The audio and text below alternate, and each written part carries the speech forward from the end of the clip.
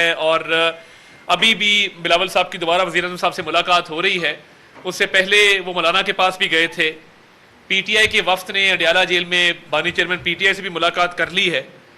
تو دیکھیے یہ نمبرز پورے ہونے کے باوجود اور ہوم ورک کمپلیٹ ہونے کے باوجود کوشش کی گئی کہ جو مشاورتی عمل ہے اس کو روکا نہ جائے اور براڈر کنسنسس ڈیولپ کیا جائے, کیونکہ آئینی ترمیم جب ہوتی ہے تو یہ ہمارا فرض ہے کہ تمام سیاسی جماعتوں کو اس کے اوپر نہ صرف آن بورڈ کیا جائے بلکہ کوشش کی جائے کہ ایک ایک شق کے اوپر سیر حاصل گفتگو کر کے اس کو کسی منطقی انجام پہ پہنچایا جائے. تو یہ جو مذاکرات کا عمل تیزی کے ساتھ جاری ہے اور کافی اس میں پیش رفت ہو گئی ہے. ہماری کوشش ہے کہ آج اس کو ہر حال میں مکمل کر لیا جائے, اور اس حوالے سے میں یہ سمجھتا ہوں کہ اتنی مشاورت کسی بھی قانون سازی پہ آئین کے اوپر جو ترامیم ہے اس پہ نہیں ہوئی جو اب ہو رہی ہے. اور جیسے بلاول صاحب نے کل کہا تھا کہ ہمارے پاس دیگر آپشن بھی موجود ہیں مگر ہم جمہوری سوچ کے لوگ ہیں. ہماری کوشش یہ ہے کہ مکمل کنسنسس کے بعد اس معاملے پر آگے بڑھا جائے, اور حتی الوسع یہ کوشش کی گئی ہے کہ کنسنسس جو ہے وہ ڈیولپ ہو تمام پولیٹیکل سٹیک ہولڈرز کے درمیان. دیگر آپشن موجود ہیں اپنی جگہ پہ, اور الحمدللہ نمبرز کا بھی ایشو نہیں ہے, نمبرز بھی الحمدللہ پورے ہیں.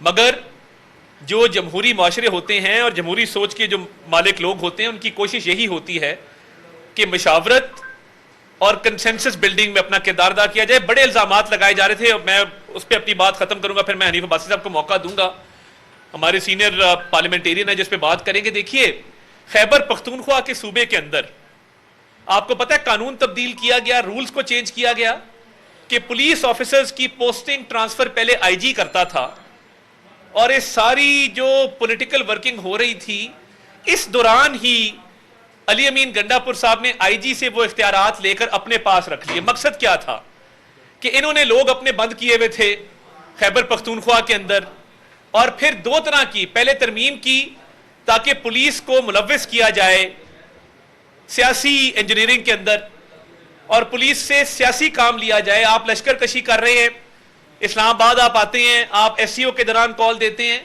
اب مجھے یہ بتائیے کہ یہ کیا تک ہے کہ آپ نے پولیس کے رولز کو تبدیل کر کے تو آپ نے یہ کہا کہ اب یہ وزیر اعلیٰ جو ہے یہ پولیس آفیسرز کی ضلعوں میں بھی پوسٹنگ ٹرانسفر کرے گا. مقصد ایک ہی تھا کہ سیاسی طور پہ لوگوں کو وہاں پہ اپنے کنٹرول میں کرنا.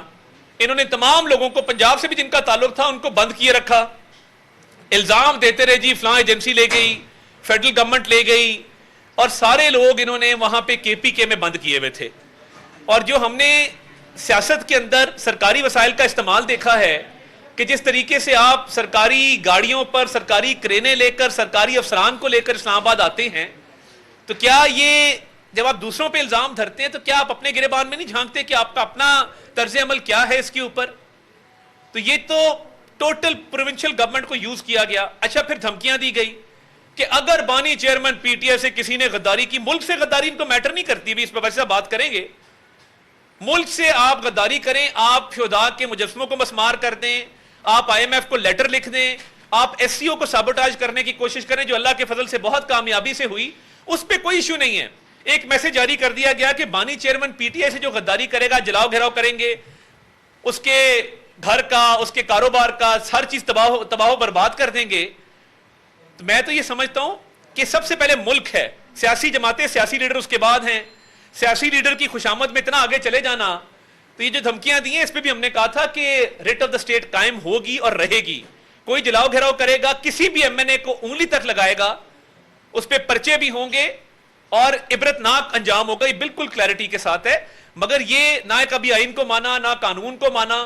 اب یہ جو الزام تراشیوں کا سلسلہ ہے یہ اس لیے ہے کہ ان کو پتا ہے کہ ہمارے نمبر پورے ہیں, اور اس لیے اب ہر بندہ اٹھ کے الزام لگا رہا ہے کہ جی فسطائیت ہے, لوگ اٹھا لیے گئے ہیں, فلاں ہو گیا. بھائی اگر لوگ اٹھائے گئے تو آپ 2 دن سے مشاورت مولانا کے ساتھ کس طرح کر رہے ہیں؟ لوگ آ جا رہی ہے, سیاسی گہما گہمی ہے. یہ صرف اس لیے ہے کہ جب نمبر پورے ہیں اور پتہ ہے کہ آپشنز موجود ہیں تو یہ الزام تراشی کی سیاست کی جائے اور ایک سیاسی فیس سیونگ کی جائے. تو میں سمجھتا ہوں کہ نمبر پورے ہونے کے باوجود ہماری خواہش مشاورت کی ہے، کنسنسس کی ہے، اور کوشش ہے کہ اس کے تھرو ہی اس پروسیس کو چلایا جائے.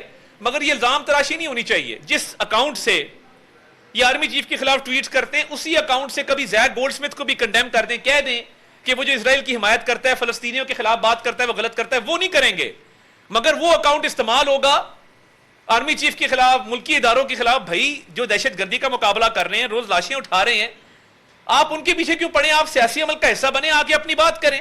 بادشاہ صاحب کو میں ریکویسٹ کروں گا کہ وہ اس میں مزید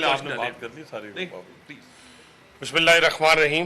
جیسے منسٹر صاحب نے بڑی تفصیل کے ساتھ آپ کے سامنے بات رکھی ہے، میں تو یہی کہوں گا ایز اے پولیٹیکل ورکر کہ اتفاق رائے کے لیے جو کچھ ہو رہا ہے وہ بہتر ہو رہا ہے. اس ملک کے لیے بہتر ہو رہا ہے، قوم کے لیے بہتر ہو رہا ہے. اور جو اپنے اپنے اداروں میں بیٹھ کے ڈکٹیٹر بنے ہوئے تھے، وہ اس کانسٹیٹیوشنل امینڈمنٹ کے بعد پورے لوگوں کے لیے، عوام کے لیے، یہ جو لاکھوں کی تعداد میں مقدمات پینڈنگ پڑے ہیں ان کی طرف دھیان کرنا ہے.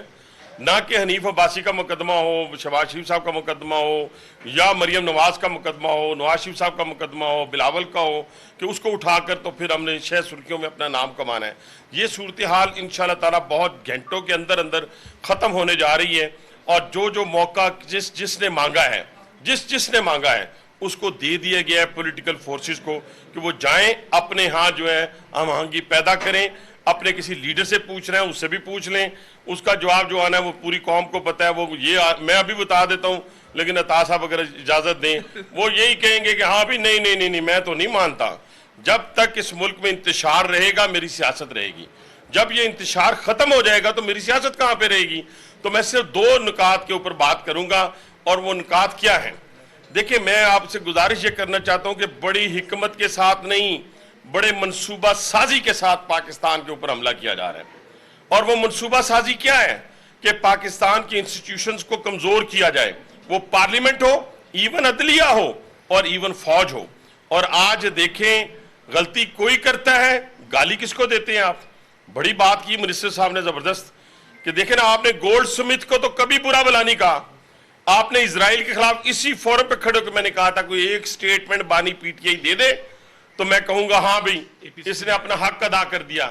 آل پارٹیز کانفرنس میں جو فلسطین کے موقع پہ بلائی گئی، سب جماعتیں اس میں شریک ہوئیں. یہ لوگ شریک نہیں ہوئے.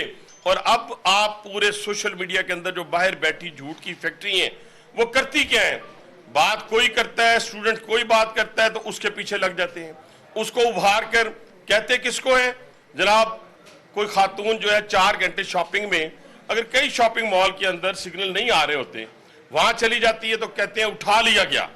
پھر کہتے ہیں کہ 12 سال کے بچے کے سینے کے اوپر پتہ نہیں ایسی کہانیاں گھڑتے ہیں. یہاں عمر قید مل گئی، یہاں نواز شریف صاحب کے سامنے ان کی بیٹی کو گرفتار کر لیا گیا. شہباز شریف حمزہ سب سے زیادہ قید کاٹنے والا شخص تھا، 3 سال تک وہ قید میں رہا، کسی نے اف تک نہیں کی. 3 جیلوں میں ڈالا گیا، 6x6 میں ڈالا گیا، کسی کی چیخیں نہیں. کیا ہمارے بچوں کو نہیں اٹھایا گیا؟ ہمارے بچوں کے خلاف انکوائریاں نہیں ہوئی؟ ان کو پابند سلاسل نہیں کیا گیا؟ FIR نہیں ہوئی؟ کیا ہمارے بچے جیلوں کے باہر جا کر کھڑے نہیں ہوتے تھے؟ سب کے بچے. اور شول کیا ہوتا تھا بانی پی ٹی آئی کا؟ اس کو پکڑ لو، اس کو مار دو، اس کی اگر نہیں بات آتا تو اس کی گاڑی میں ہیروئن ڈال دو. کہنے سے مراد یہ ہے کہ آج ایک جو خطرناک کھیل کھیل رہا جا رہا ہے، اس کو میں نے اور آپ نے سب نے مل کے ناکام کرنا ہے، اس کو کامیاب نہیں ہونے دینا. یاد رکھیے گا، یہ جو ماؤں کے بیٹے شہید ہو رہے ہیں سرحدوں کے اوپر، یہ کسی کی یاد میں نہیں، یہ اس ملک کے لیے ہوتے ہیں، آپ کے لیے اور میرے لیے ہوتے ہیں. وہ جو 6 ماہ کی بچی تابوت کے ساتھ لپٹ کے رو رہی ہوتی ہے، یا 2 سال پہلے شادی ہونے والی بیوہ جو ہے وہ تابوت کے ساتھ رو رہی ہوتی ہے، جو ماں اپنے لخت جگر کا تابوت قبول، یہ ان پہ مذاق کرتے ہیں، ان پہ میمز بناتے ہیں، ان کی فیملیز کا مذاق اڑاتے ہیں. تو یہاں سے اندازہ لگا لیں کہ یہ کھیل کیا کھیلا جا رہا ہے. آج اگر میرا اقتدار نہیں ہے تو مجھے پختونستان چاہیے، میرا اقتدار نہیں ہے تو مجھے بلوچستان نہیں چاہیے، مجھے آزاد بلوچستان چاہیے.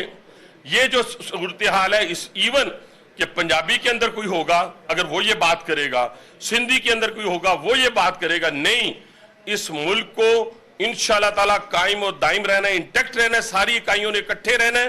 آپ جتنی مرضی سازش کر لیں. آپ کا تو یہ بھی کہنا تھا نا کہ پورے پاکستان پہ بم گرا دیا جائے. آپ کا یہ بھی کہنا تھا نا ان کے لوگوں کا کہ اگر بانی PTI نہیں تو پھر پاکستان نہیں. منہ میں خاک سب کے جو بھی یہ بات سوچے یا کہتا ہے. انشاءاللہ تعالیٰ پاکستان قائم اور دائم رہے گا. لیکن یہ جو کھیل کھیلا جا رہا ہے بیرونی آقاؤں کے کہنے کے اوپر, اس کو انشاءاللہ ہمارے شہداء اپنے خون سے اور ہم اپنے سینوں پہ گولیاں کھا کر جو ہے وہ قبول کریں گے. انشاءاللہ اللہ نے چاہا تو ہم ان سب کو جو ہے پسپا کر کے اس پاکستان کو ترقی کی راہ پہ, جیسے میں 2 چیزوں پہ, میں ایک تو منسٹر صاحب کو, ان کی پوری انفارمیشن منسٹری کو میں خراج تحسین پیش کرتا ہوں کہ جس مشکل حالات میں, ان حالات میں بھی دیکھیں کہ یہ کال دے دی گئی کہ ہم وہاں پہ پروٹیسٹ کریں گے. آپ کو پتہ ہی ہے کہ جتنے لوگ آئے ہوئے تھے ان کی پہلی ایڈوانس ٹیمیں یہاں پہنچی ہوئی تھی. کیا انہوں نے یہ نوٹ نہیں کیا ہوگا؟ کیا انہوں نے یہ اپنے ملکوں کے اندر یہ پیغام نہیں دیا ہوگا کہ یہاں یہ ہونے جا رہا ہے؟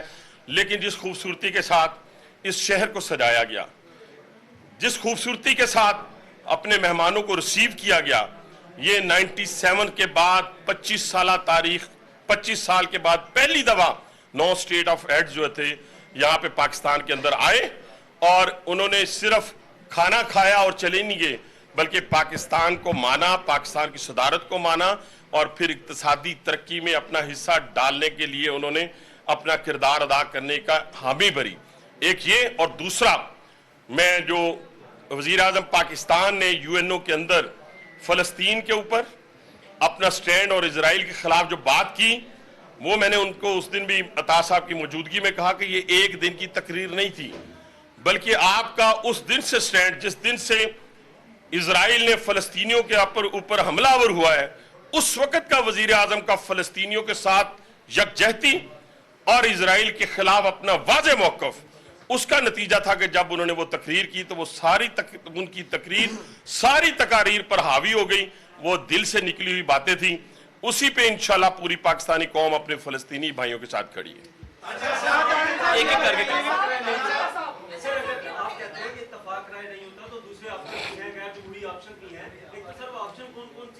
اور اگر وہ آپشن اڈاپٹ کر لیتے ہیں تو پھر کیا خود کو بھی جمہوری کہیں گے؟ تو کیا مولانا نے گرین سگنل بھی دے دیا؟ سب کچھ بتا دوں. تو دیکھیے بات یہ ہے,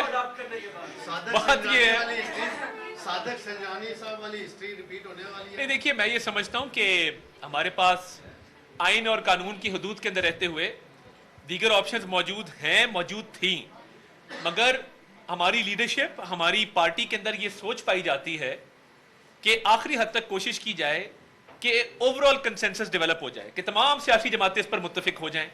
کسی سے لاکھ ہمارا اختلاف ہو یا ان کا ہمارے سے اختلاف ہو, تو فراخ دلی کا مظاہرہ کیا جا رہا ہے اور ایک کھلے ذہن کے ساتھ اس کو آگے لے کر جایا جا رہا ہے.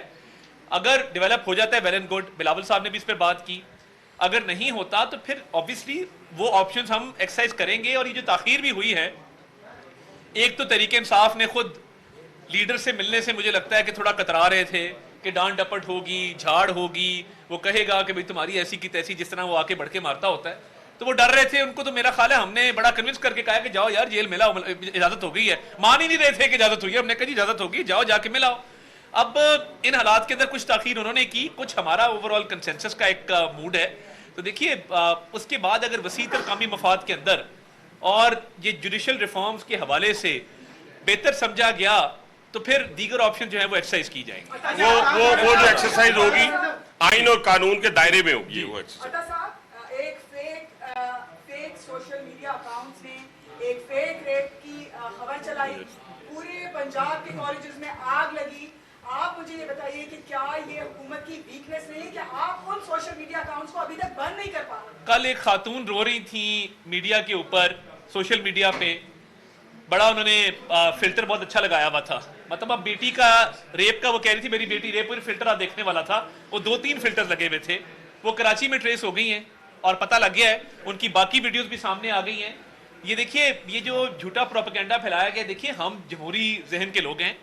ہم اگر سٹوڈنٹس کے خلاف زیادہ سختی کرتے, آنسو گیس لاٹھی چارج کرتے, میں خود اسٹوڈنٹ لیڈر ہوں.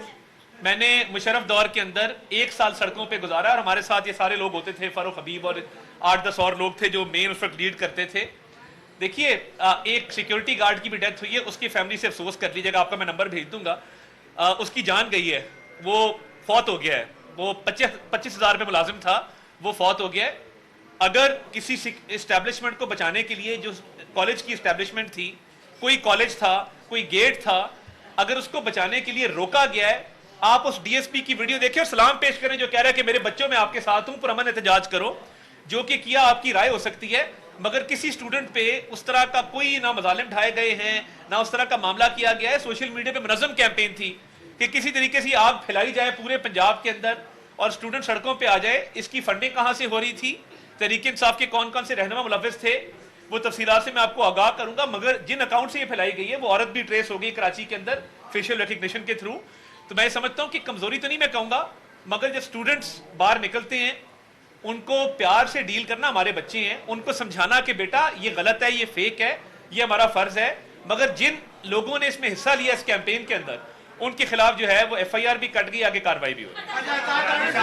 اور چلا صاحب اس کے بعد جب بھی اپوزیشن حکومت کو سپورٹ کرتی ہے کسی بھی بل پہ یا آئینی ترمیم پہ تو کچھ نہ کوئی ڈیمانڈ بھی کرتی ہے. تو کیا تحریک انصاف آپ سے کچھ N R O type demand کر رہی ہے, جس کی کچھ خبریں ہیں کہ خان صاحب کے کیسز کے حوالے سے یا باقی معاملات میں؟ دیکھیے میں یہ سمجھتا ہوں کہ کیسز تو عدالتوں کے اندر ہیں, وہ 190 ملین پاؤنڈ کا کیس ہو, وہ توشہ خانہ ہو, وہ سائفر, جتنے کیسز ہیں اس حوالے سے 190 ملین پاؤنڈ تو تاریخ کا, پاکستان کی تاریخ کا میگا کرپشن سکینڈل ہے, اور وہ بند لفافے کا سکینڈل ہے جنہوں نے کیا تھا. کچھ ملک سے باہر بھی لوگ بیٹھے ہوئے ہیں جس میں سر فہرست مرزا شہزاد اکبر صاحب ہیں جو یہاں بیٹھ کے لوگوں کی ماؤں بہنوں کو جیلوں میں ڈالا کرتے تھے.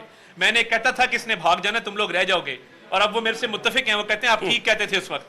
تو میں یہ سمجھتا ہوں کہ اس حوالے سے زیرو ٹالرنس پالیسی ہے, کوئی قومی مجرم کسی کو این آر او نہیں دیا جائے گا.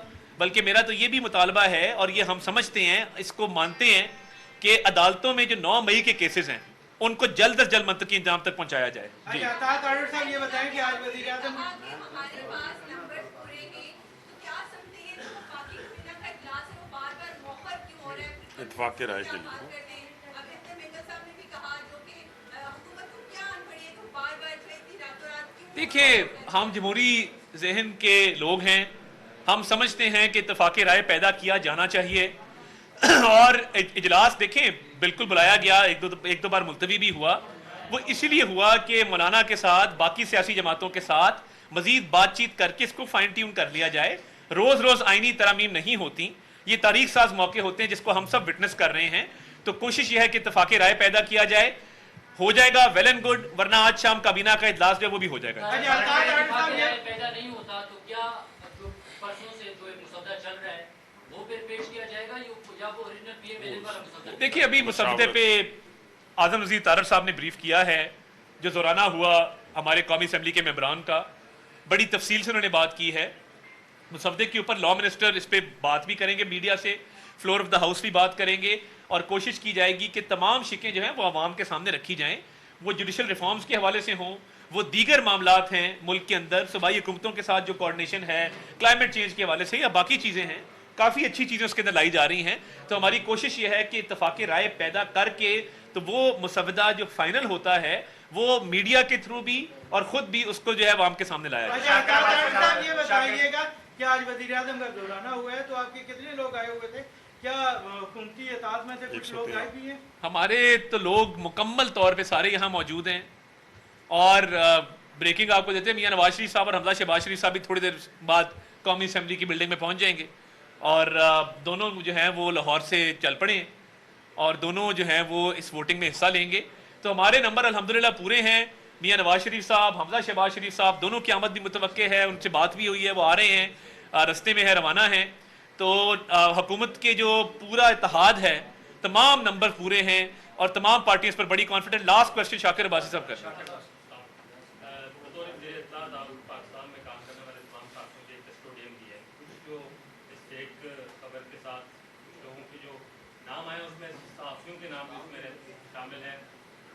جا رہا ہے کہ کچھ آپ کے جو اختلاف رکھنے والے ساتھیوں کو بھی اس کیس کے اندر جو ہے وہ رگڑا دیا جا رہا ہے. بینگ اے کسٹوڈین ہم آپ سے دیکھیے میں تو بالکل میں دل و جان سے حاضر ہوں, اور میں کبھی بھی, دیکھیے میرا کبھی بھی کسی صحافی سے نہ کوئی تلخی والی بات رہی ہے, نہ میں کسی کی نظریات کی وجہ سے اس کے خلاف ہوں.